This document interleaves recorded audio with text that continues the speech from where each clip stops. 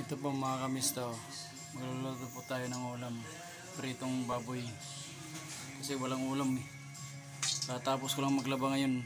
Tapos ngayon magluluto naman tayo ng pritong baboy. Ito po yung mantika.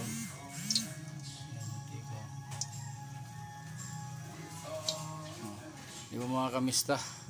Ganyan talaga pag alas. Po mga kamista na na-prito na po natin yung baboy na ulam ngayong tanghali. Ayan. Prito na. Kasi wala ako ditong kasama kundi ako lang. Kasi yung anak ko nasa school. Yung asawa ko naman nasa Maynila. Mayroong pinuntahan na importante dun. Dun yung kapatid niya.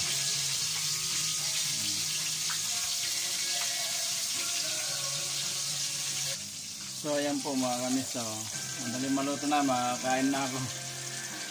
Magutom na mga kamista. Anong oras na?